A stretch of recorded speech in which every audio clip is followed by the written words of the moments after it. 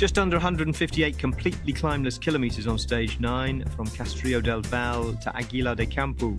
As I say, the intermediate sprint should be a matter for the breakaway, but the breakaway will almost certainly be doomed by the determination of the sprinters' teams to have a bunch finish on the line, of which they'll get a handy preview because the race crosses the line with 34 kilometres to go before looping out of town, past the reservoir and back.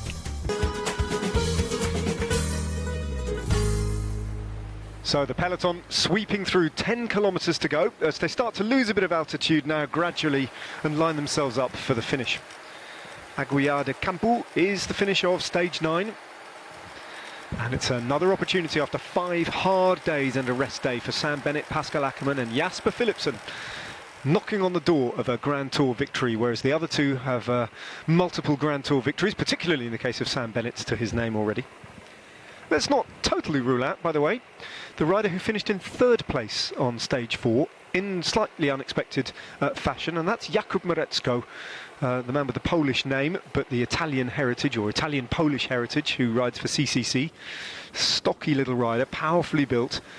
Most of his victories, I have to say, in his career came when he was extremely young, 19, 20, and most of them, as is quite often the case with this generation of Italian sprinters, happen to come about in races in the Far East, where, with respect to those races, often the competition isn't quite as fierce as it is on the European mainland. Nonetheless, Mareczko is a talented rider, and they'll have to watch out for him too.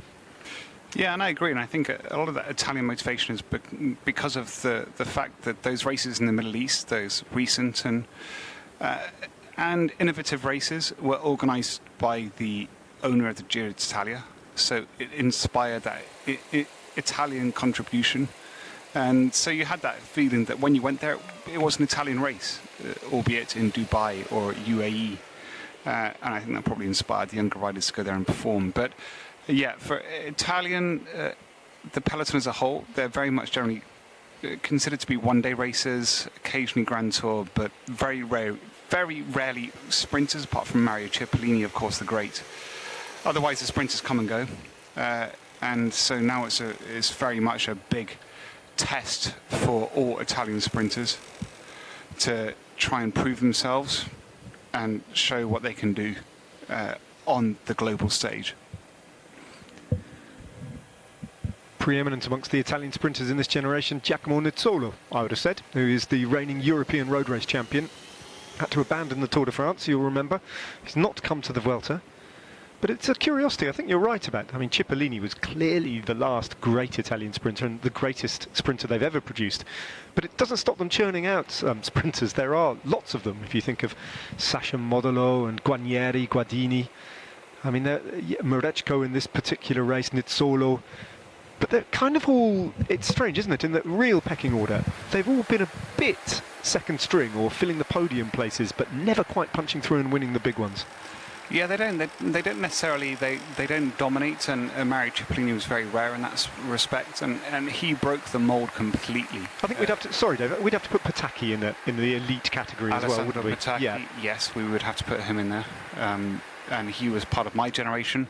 But it almost felt, as great as he was always slightly undermined by Mario Cipollini, and Mario Cipollini would be quite happy to undermine Alessandro Pataki, which is the very nature of Italian bike racing.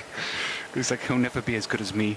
So Alessandro Pataki, although he won, I think, over 10, 15, maybe 20 stages in the Giro, is still in the shadow of Mario Cipollini. Mario Cipollini, instantly, I think he won 42 stages of the Giro d'Italia. That can't be the right. overall record for Grand Tour stage wins, I think, is held by Mario Cipollini. Oh, that's just insane. That's where we're heading. That's the finish line. 6 kilometres to go. You can just about make out the Vuelta's infrastructure there, which is very diminutive. I mean, it's a big bike race, but diminutive when you compare it to the size of the caravan of the Tour de France, and in these COVID years it's shrunk again. But the eyes of the world and the cycling world firmly on the Vuelta. This is the last race on the calendar of note, the last World Tour encounter, and we are almost at the halfway point. When they cross the finish line today, that's 9 stages done, 9 to go, with all the tantalising prospects still to come. But on this stage now, things starting to get really serious. Border Hansgrohe now find, if they look in their rear view mirrors, those blue and white jerseys there, De Koning Quickstep are lurking, and they are riding, if you like, as a team. They're being led out by the other team in front of them, the two big rivals on the left-hand side of the road. Oh, and now you can see the way they went there in that corner. It becomes a little bit of a dance of death. Their lead-out trains, which were drag racing, all of a sudden, it's who's got the most confidence to take it through the corner and believe their team will stay on the wheel. And immediately you see them just reducing. And now you've got a team that is now coming to the fore. Can't quite see who it is, Lotto Soudal, but it's still a bit too far from the finish. And then you have Border Hansgrohe sitting behind. De Koning Quickstep, probably the smartest team there. They're just waiting. They're letting the other teams get too excited. Well, Lotto Soudal are riding for their youngster, Gerben Thijssen, the Belgian sprinter who finished in 5th place on stage 4. So an emerging talent who they clearly believe in. We've got 3 riders right on the front, and Thijssen is benefiting from the belief in his team. Border Hansgrohe are still very visible in numbers. Is that Ineos going to do? It's just moving up on the right there, just positioning again. And the red jersey of Carapaz. Just getting ready, just making sure they're prepared. We see 4 kilometres there, 3 kilometres is where a GC rider is safe. So the Ineos Grenadiers team is just looking after their race leader and making sure he gets to 3Ks. Because once you get to 3Ks, if there's a crash, they consider that's where all the general classification time is annulled. So they've got a separate race going on. Lotto Soudal's team cut into 2 constituent parts, 2 riders riding on the front and then about 7 or 8 riders back, 2 more, including Thijssen. Ineos down the middle with the red jersey of Richard Carapaz sitting on the wheel of Dylan van Baal. Van Baal, who was sprinting earlier on in the day to pick up 3rd place at the intermediate sprints, just to deny Primož Roglic the possibility of springing out from the bunch and picking up a bonus 2nd.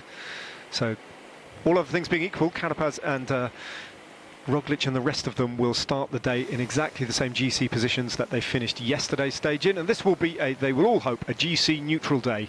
And in 100 metres time, they can breathe a little bit easier, those GC teams, and hand fully over to, well, what's already emerging on the road, and that is the sprinters' trains taking shape now with Border Hansgrohe and Lotto Soudal through 3 kilometres. Everybody's just giving up. And yet at the same time, these teams, they're going to start doing the peel-offs now. So you see riders, they just go, look at that, just pulling off to the right. And that's it, I can't do this. Because when you hit the front at this speed, again, from the helicopter, from that bunching, you don't get the impression.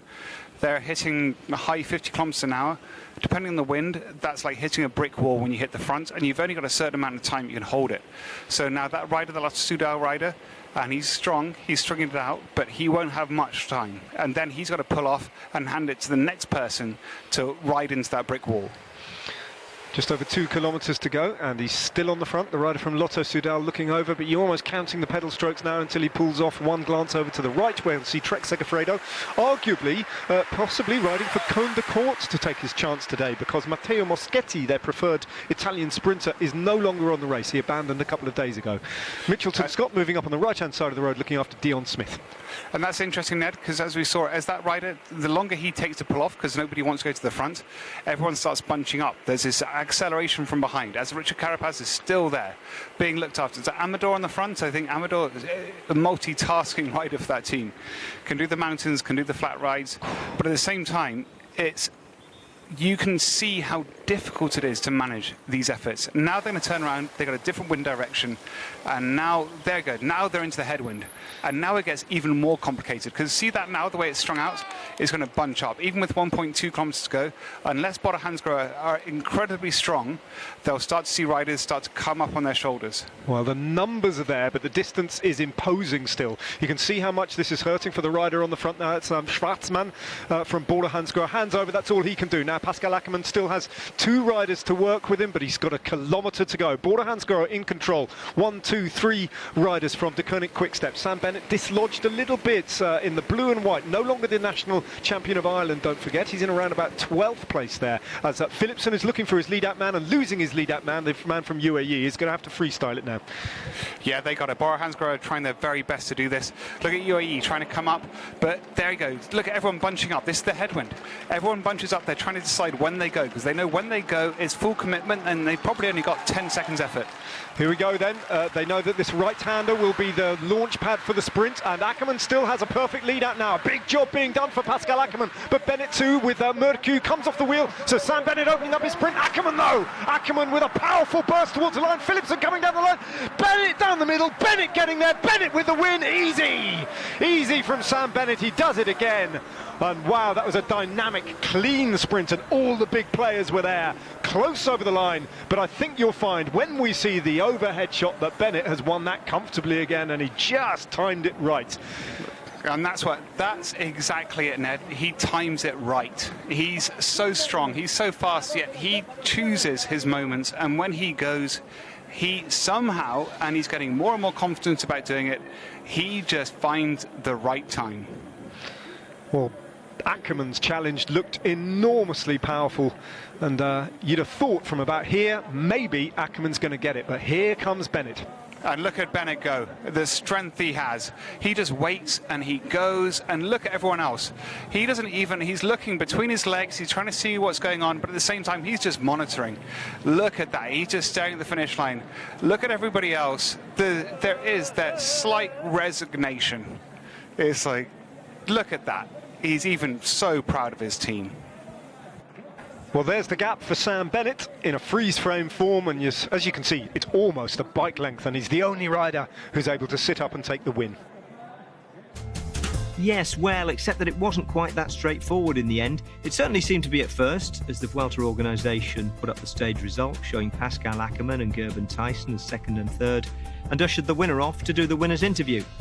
It was a long final, slightly uphill, slight headwind, but we had to come from behind with speed, and it was a big fight. We had some guys nearly put us in the barriers trying to take the wheel, which was a bit sketchy, but we stayed upright, and yeah, I'm really proud of this one because I think it's my 50th career win, and the team's 100th Grand Tour stage win, so it was a nice one to get.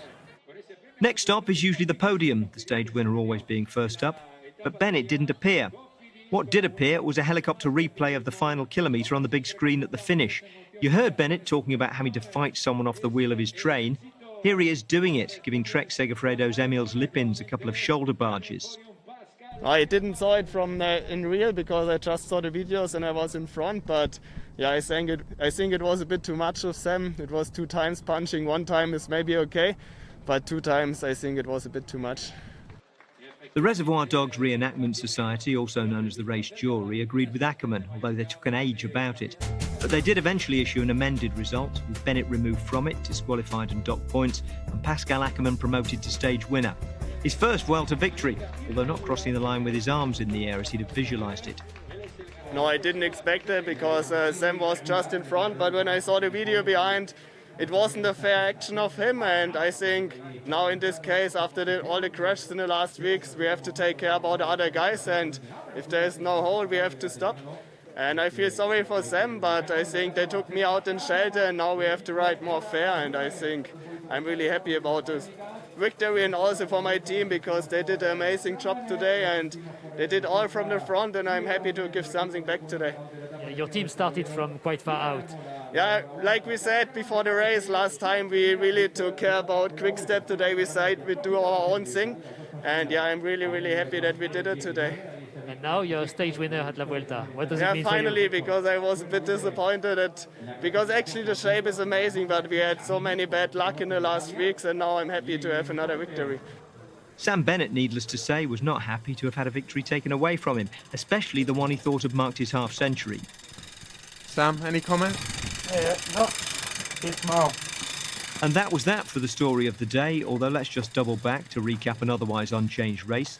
Primož Roglic is still in green, with Sam Bennett 7 places lower in the points race than he was this morning after his penalty. No change in the white jersey standings, and not a mountain on the stage, so we won't bother with the polka dot presentation. As expected, stage 9 left the top 10 untouched too, with all the favourites finishing safely. And well away from the sprint and the controversy, it was a much calmer day in the red